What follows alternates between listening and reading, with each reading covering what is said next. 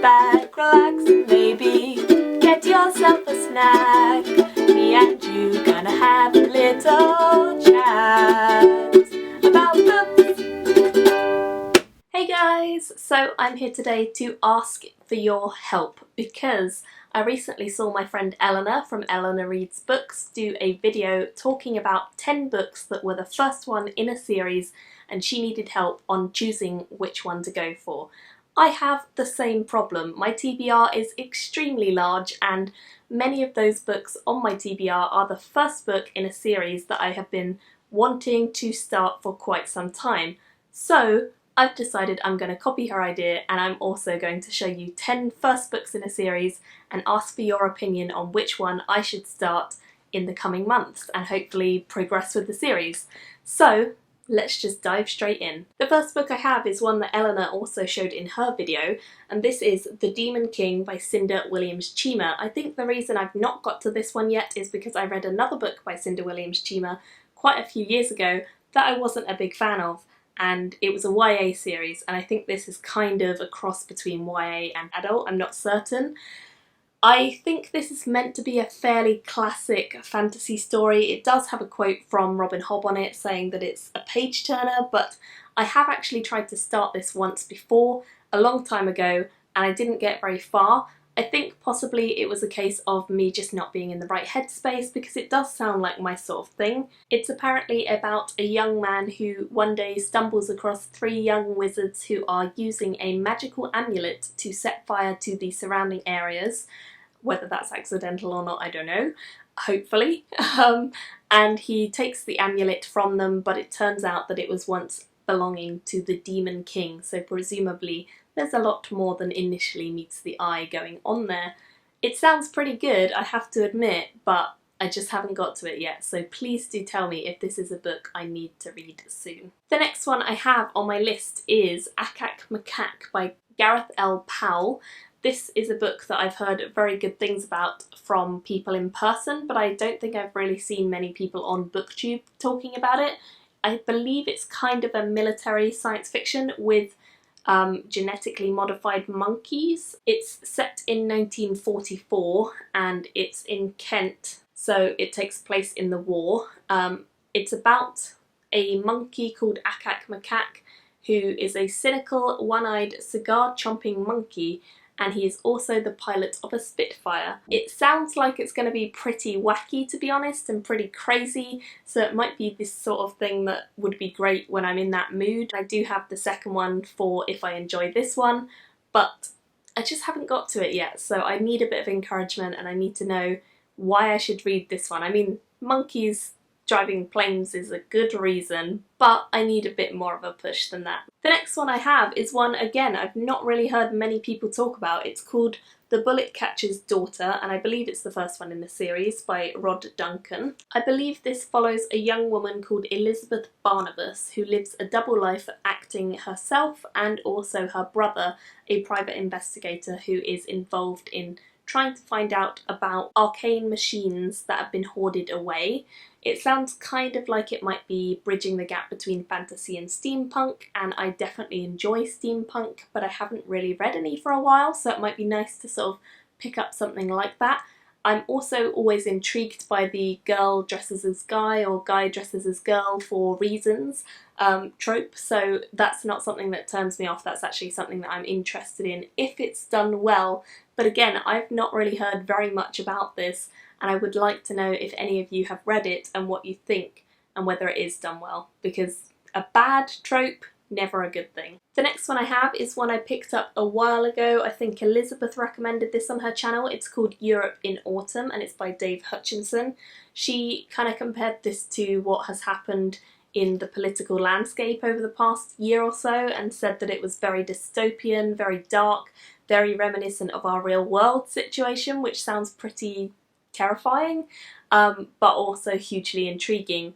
She said that this was something that I would probably enjoy, and lots of other people have read it since and seem to enjoy it as well. It's a short read, but I do believe it's part of a series, and it sounds like it could be something that I'll really like if I can get into it, because Elizabeth and I have like sometimes similar and sometimes really different taste.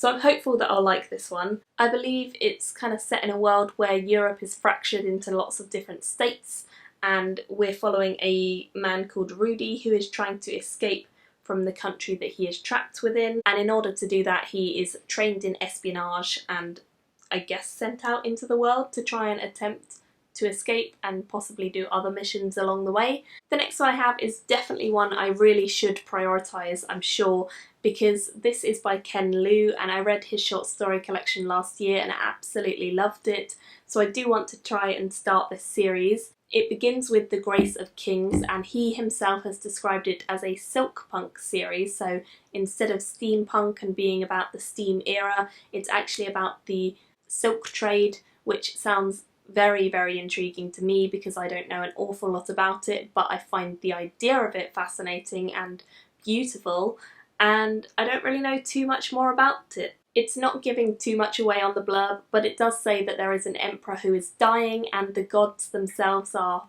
beginning to get a bit restless.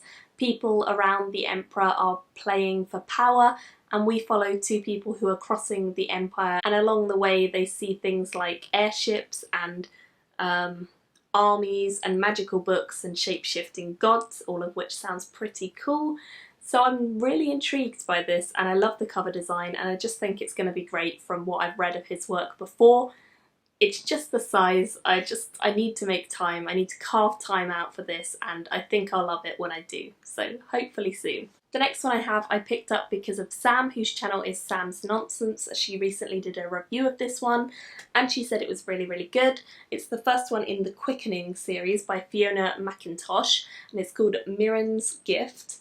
I believe it's about a young boy called Will who is forced to watch a witch being burned to her death, presumably her name is Mirren, and she gives him some words as she is dying that I guess gift him something or other. What that is exactly I'm not sure, but I think it's a kind of stereotypical boy gets powers and grows up and becomes epic, which, I mean, it's stereotypical, but I like it. That's what I read a lot of. So I'm hopeful that this one will be good because I do tend to enjoy the books that Sam recommends. I've enjoyed Michael J. Sullivan that she recommended and Sherwood Smith, so I'm hopeful I'll also enjoy Fiona McIntosh. I do think that this sounds like my sort of thing, so hopefully I can carve out some time for this, as it is a bit of a beast. Another book that is not exactly small is Lord of Snow and Shadows, which is by Sarah Ashe.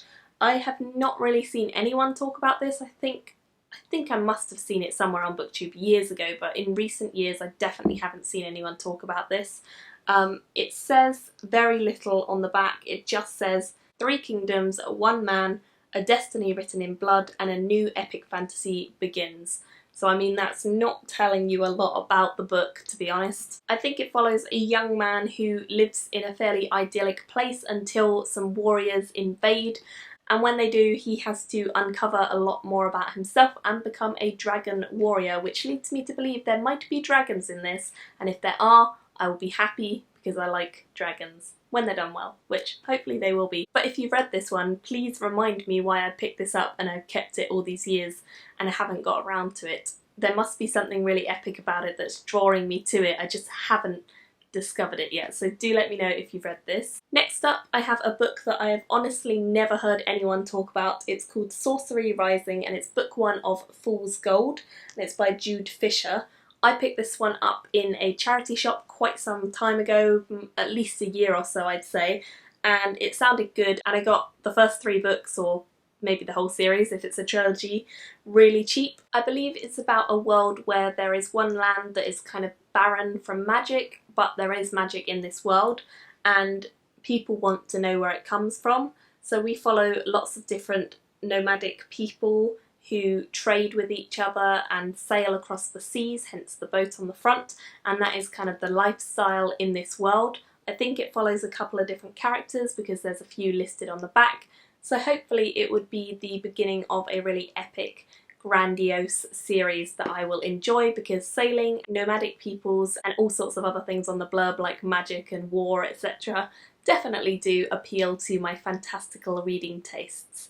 Hopefully I will like this, but do let me know if you've read it, because as I say, I've never heard anyone else talk about this series. One book I've been meaning to get around to for absolutely ages is The Incorruptibles by John Horner Jacobs. I'm pretty sure I picked this up the year it came out, which must be a few years ago now, and it's beautiful, which is the main reason I picked it up. But I have heard good things from one other person on YouTube who doesn't make videos very much anymore.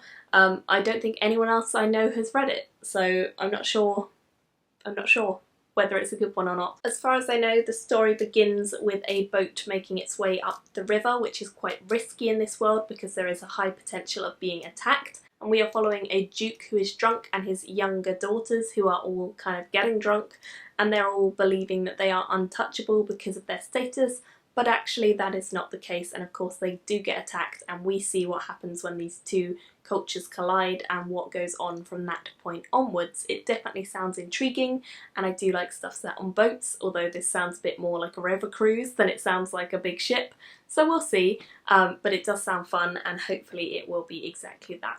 And the final one that I have is The One Kingdom, Book 1 in the Swan's War, which is by Sean Russell.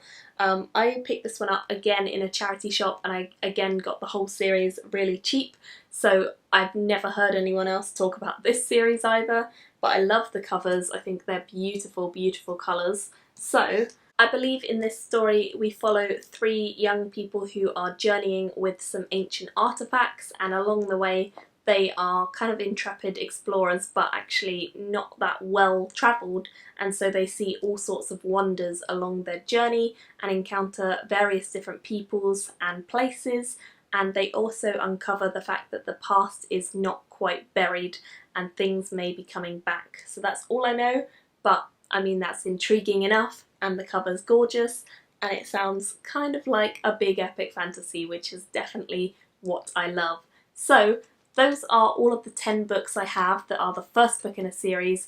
I don't know which one to go for first, so I'm going to leave it up to you guys. Leave me your comments down below about the ones you've read or about the ones you're most intrigued by, and tell me which one you want me to get to so that I can decide to add a few of them into my TBR for the next few months. I would love to get on with them, love to make a start, and love to have your feedback. Thank you all for watching, and I will see you very soon in another video. Bye!